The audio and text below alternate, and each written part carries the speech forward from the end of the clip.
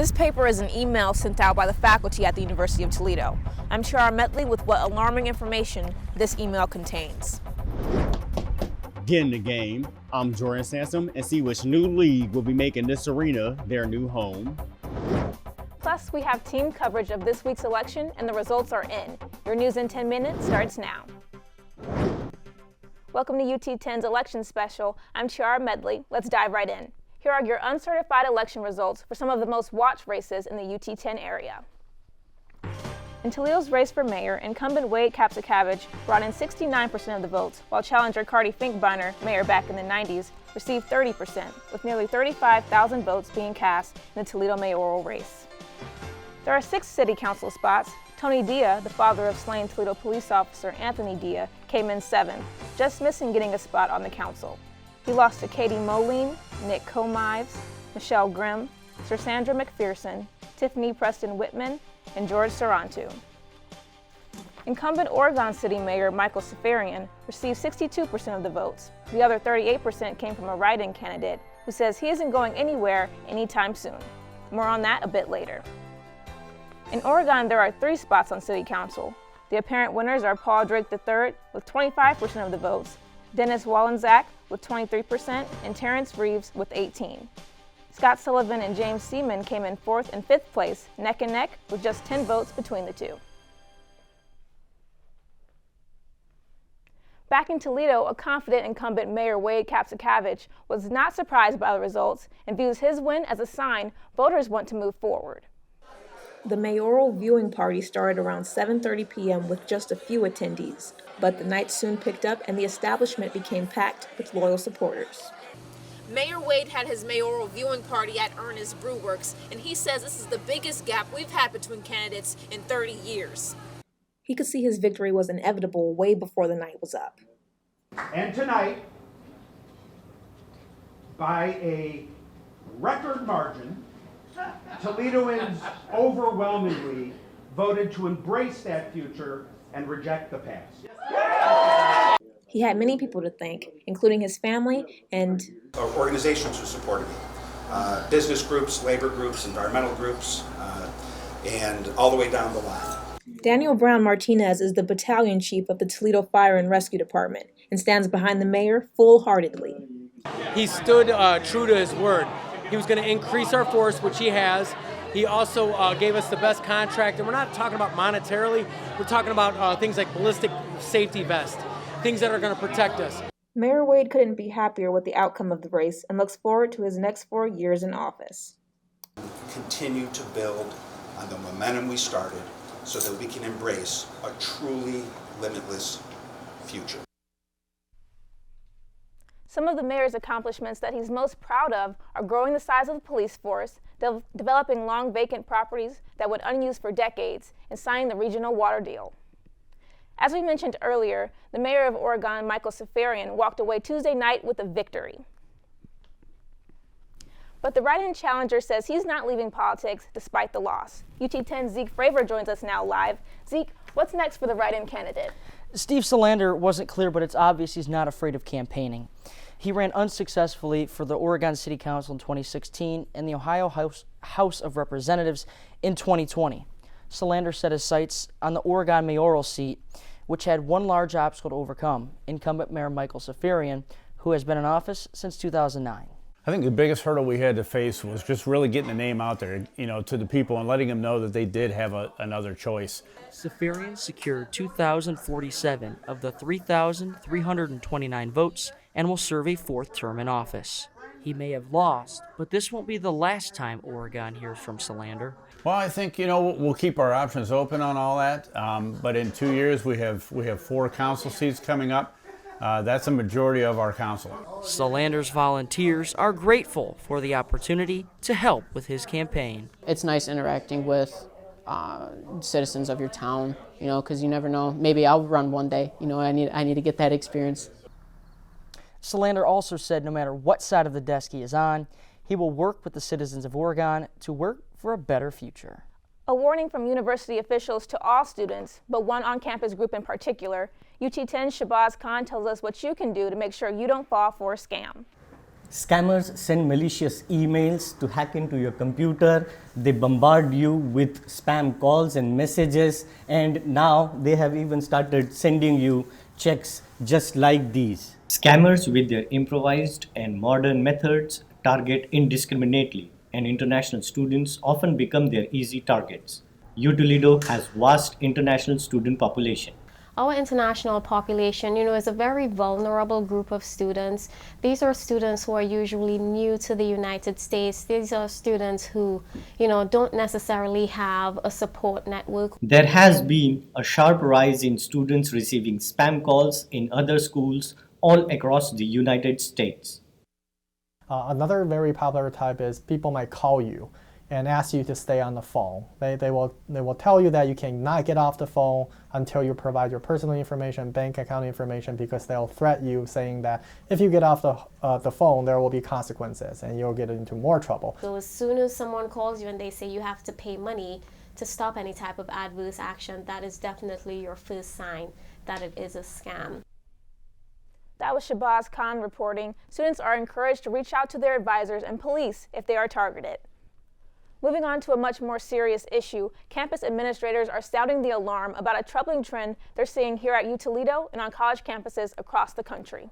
Suicide rates among college students are rising across the country, and it's believed that COVID could play a part in that. Society is moving around as if this pandemic is normal, but it's not. And students are getting the realization that it's not. And it's a lot of isolation, loneliness, that are bringing about these moments of mental health concerns. It's important to pay attention to warning signs and bring in experts when needed. UToledo has a CARES team that watches out for online reported concerns in student behavior. We have these things we call touch points. If the student is displaying depression or loneliness or lack of connection, we typically try to reach out. Anasia Abdullah is a student at the University of Toledo who has had a long battle with depression. Things that have helped me and got me through my depression is just talking with family, going to go see my therapist regularly, and just trying to get out more instead of being in my own head. If you're concerned about a student, you can go online to utoledo.edu/report to share your concerns about their behavior. Scroll down to the bottom of the page and click on Rocket Care Report. There's always a light at the end of the tunnel, and that things will get better if you just hang in there and try to see things through. We know that this is a struggling time. We know that towards the end of the semester is stressful, and we want to highlight the resources that we have. Some of the resources we have here on campus are the University Counseling Center, where all appointments are free and confidential, success coaches, and the Office of Student Advocacy and Support. For those looking to report a student's behavior, you should know you can remain anonymous when filing the report. The Lucas County Suicide Coalition is open around the clock to assist anyone struggling with thoughts of suicide. Another resource is the Hope Line for people who may not be suicidal but would still like someone to talk to. Now it's time to turn it over to Caleb with sports. Caleb, I understand the Rockets football team have already played this week. That's right, Tiara. The Rockets opened up their midweek action slate of games earlier this week when they took on EMU. We have that and more next in sports. The University of Toledo's Department of Communication is proud to announce a new partnership with WGTE Public Media. UT10, the university's student-run newscast, and Rocket Talk, a new campus talk show, will both air on Friday nights at 6:30 p.m. on WGTE. WGTE stands for Western Greater Toledo Education. That means everything we do here, radio, TV, outreach components, or anything we do has to have an educational part to it. We are hoping to accomplish here with this partnership getting the great content from the students, their views and how they look at issues that are happening in the news, and then providing that contact for our community. So the partnership, it's really twofold. It's great for the university and it's great for us as well to get that inside content from the students' point of view. Thank you to WGTE for giving broadcast students of the future a new home. 22, hand off Kovac, left side, sprints through a man, 15, 10.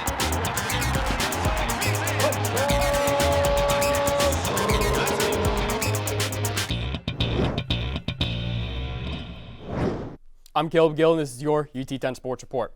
There's a new sport in the area for this upcoming winter, but first, after coming off a big win against Western Michigan, the Rockets played Eastern Michigan earlier this week. It was a cold evening for action, but both teams were up to the challenge. The first half featured a lot of offensive firepower, with each of the two offenses getting touchdowns on their opening drives. The Rockets would score again on their second drive, with Kovac scorching the defense for a 67-yard touchdown, helping him to move up to 6th all-time in Toledo rushing yards. Both teams continued to be explosive before the intermission, with the Rockets taking a 28-24 lead in the half, thanks in part to this 97-yard kick return for a touchdown by running back Jaquiz Stewart. And just look at him go. Look at that burst that he has there at the end as he crosses a 30, 40, 20, 10, and finishes there at the goal line. The Toledo came out flat in the second half, and EMU would take advantage, outscoring the Rockets 21-8 in the third quarter. The Rockets would try mounting a comeback in the fourth, but they just didn't have enough time. Eastern would take down the Rockets, winning the game 52-49. The Rockets will be traveling to Bowling Green for the Battle of I-75 next week to take on the BGSU Falcons. Winter is around the corner, and a new sports league is on the rise. UT10's Jordan Sampson checks in with this sports league to see what they are planning for the future. Brooms strike the ice as the Glass City Broomball League prepares to start their first season. It was established in 2021 to give high school girls in the Toledo area a chance to compete in the sport. The league is open to girls grades 8 to 12, and there are no fees for joining. Similar to hockey, the goal is to score the ball in these large goals, and with the inaugural season coming up, the exec board is hoping for a very positive experience. Even though this is a new league, the members on the exec board have many years of experience with broomball. They wish to bring a fun experience to the players and help them get involved. I want to see girls have healthy competition. I want to see girls having fun. And I want to see girls going out into our community from our league and helping others and helping each other. I want to see smiles. Despite being a club league, this is something that the board members take seriously, and they hope that this season can spark more interest. I want to be able to pack the stands with as many spectators, and especially high school spectators, so that then next year they're wanting to sign up to play because they've seen how much fun these other girls are having. All games for the upcoming season will be played at the Toledo Ice House on Alexis Road. In Toledo, I'm Jordan Sansom, UT10 Sports. The season will begin sometime in February, and teams are still being finalized. If you know anyone or if you yourself are interested, there is still time to register. For more information about Glass City Broomball, visit the link on our website, ut10news.com. The Toledo volleyball team will be home this weekend on Friday and Saturday to take on the Eastern Michigan Eagles. But if you aren't able to make it out to the match on Saturday, the Toledo Walleyes home opening weekend is this weekend, Saturday at 7 p.m. It'll be the first time fans will be back in the arena for at the Huntington Center. So if you have nothing going on, go cheer on the local Walleye. That's all the time we have for sports. Back to you at the desk. Thank you, Caleb. That's it for UT10 News. Remember, you can catch newscast replays on YouTube. Don't forget to follow us on social media. Listen to 88.3 WXUT-FM Saturday mornings at 7:45 for the UT10 Weekly News Update. We'll see you next week.